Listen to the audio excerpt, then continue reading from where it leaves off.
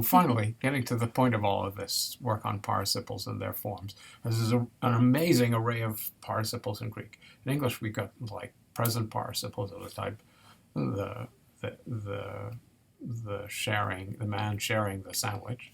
We have past participles like the sandwich shared by the man. Okay, not much else. Okay, in Greek you got everything. Okay.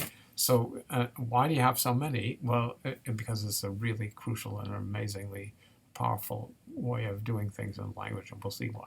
So the book says that there, and it's right, that there are two kinds of participles. Well, we're going to learn a third kind later on in the next fall, okay? There are basically two kinds of participles. The last kind is really just a subset of the second of these. But they're basically remembering that participles are adjectives, okay? What distinguishes between the way the two kinds of participles work is very straightforward. There are attributive participles and circumstantial participles. You might want to think of the circumstantial participles as predicative participles because the difference between them is that attributive participles have an article before them, okay? And before them we mean closely in front of them, either immediately in front of them or like attributive adjectives, okay? The same position as attributive adjectives. And the other kind, the circumstantial participles, have no article preceding them, okay? And that's how you can tell that they're circumstantial. So, and the way they function is totally different. So let's look at the attributive participles. They're the easier and the more restricted class. If you take a participle of any kind, okay, and you stick an article in front of it, it doesn't have to have a noun agreeing with it. In fact, it's the most common use is without. So we've given you three examples. Hoi, that's the nominative plural masculine of the article, and luontes. Luontes, just to review, is a present active participle in the nominative plural masculine. Okay? You've got the S ending of the nominative plural masculine, the NT format, which is for active participles, and the stem it's built on. Then there's the thematic vowel O, and the stem that it's built on is lu, which is the present active stem, right? Present stem. So that's hoi luontes. What do we do with these? Well, here's the key concept. That attributive participles, the best and the simplest way to translate them is like short relative clauses. So hoi luontes means the people who release, those who release, okay? Or the men who release. All of those are possible, right? If we look at the next one, hai, paidao thausai, we've got another nominative plural article. This one's feminine.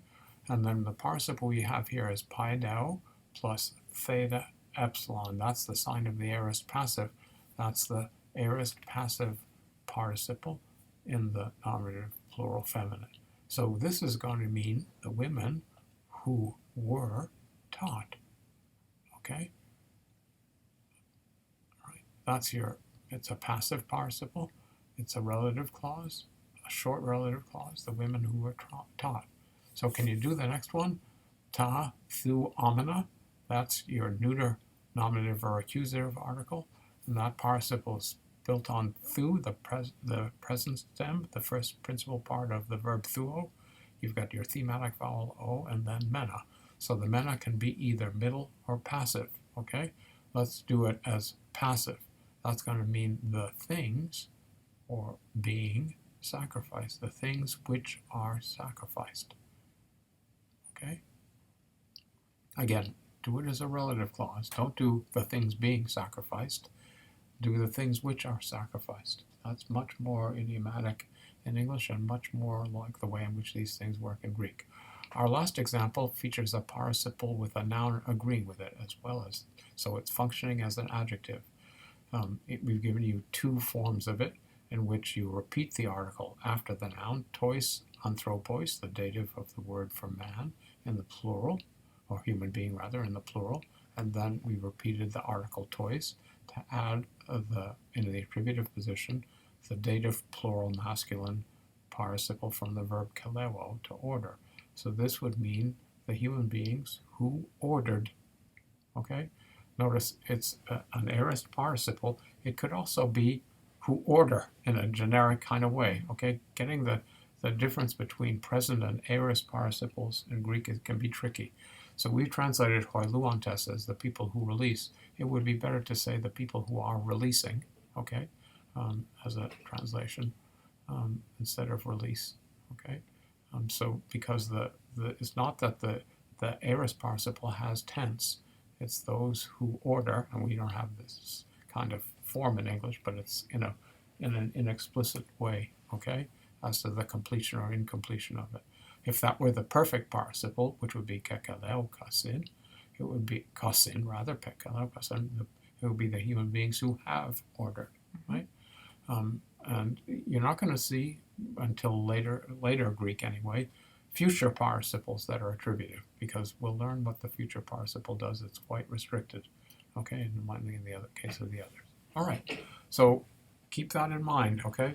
You see a participle with an article in front of it, you know enough about what the different voice means, what the aspects mean, translate it into a relative clause, which preserves those features of the verb form, okay?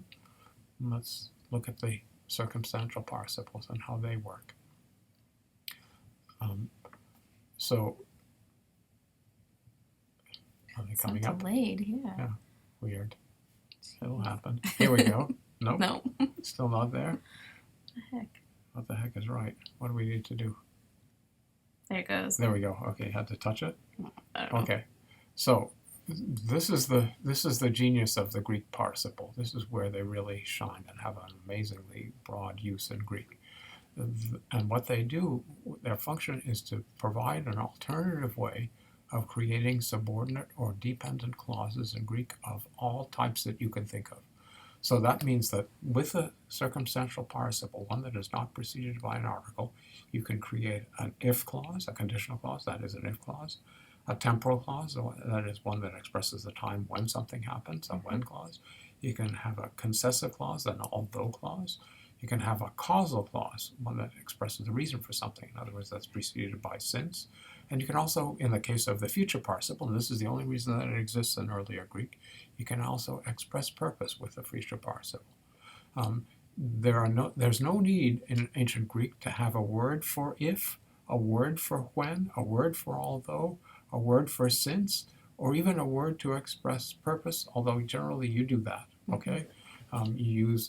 We'll look at the vocabulary for this.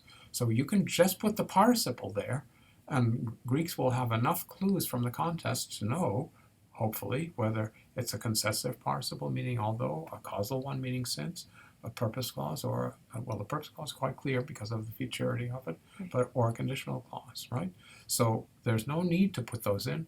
In cases where there might be ambiguity, Greek does have words that mean although and since that you can use with purpose clause, with participles. Yeah. They're different from the regular words for since and although, okay, and when, okay, but so this is the key function of the participle. You can see that with this huge array of different kinds of subordinate clauses, which we use all the time in speaking, you can't read a Greek sentence practically without running across a participle.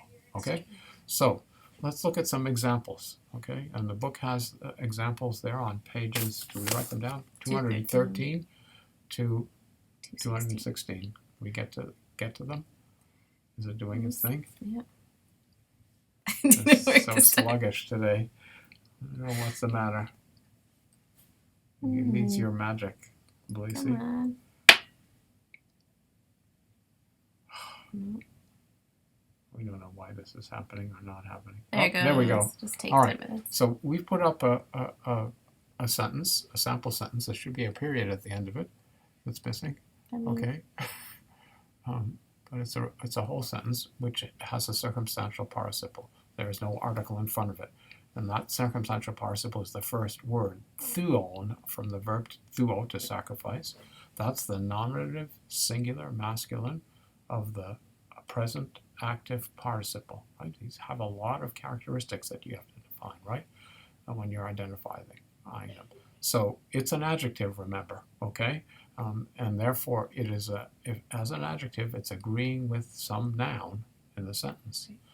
Especially since there's no article in front of it, you have to stop and think. Okay, the article in attributive participles gives away the noun that the participle is agreeing with, or the participle itself becomes a noun when you stick an article in front of it, those, who, release, and so forth. But in this case, we've got a participle that's an adjective agreeing with the noun, and then it has tazoa after it, which turns out to be the direct object of the participle, because just as in English, participles can have direct objects and indirect objects and all that kind of stuff. So thuon is the participle agreeing with the subject of the sentence. Tazoa is an accusative plural neuter in this case. It means the animals. The next word is ha poietes, the word for poet in the nominative singular masculine. So that's the subject of the sentence. In other words, the word with which thuon agrees. Then we've got hupa tu demu, okay, an agent construction. We've got hupa in the genitive. So that means our verb is passive. Tu demu is the people in the genitive after hupa, and they're the agent in this sentence. And then the verb is soedzatai, is being saved, third person singular, present, middle, or passive, but we know it's passive in this case because we've got the hupa in the genitive construction. Okay, so how are we going to translate this, and how are we going to translate circumstantial participles in general? So it's a three-step process, and especially if you're a beginner, it's really important to go through this process. You have to first, number 0 is to fully identify the participle you're looking at. Okay, you can't get anywhere unless you know what participle you're looking at. So as we said, thuon is nominative singular masculine of the present active participle. So the first thing is to determine what noun the participle agrees with. And we said that in this case it's ha poietes, right? And then the next step in translating these participles is to choose a kind of clause. And the simplest ones to start with is when. Remember, since it can be when, since, although, or if, and in some cases in order that, okay, you've got a choice, okay, so you don't necessarily have to stick with when, but it's a good way to get a grasp on what's going on in the sentence, and then you can modify if you think it's necessary.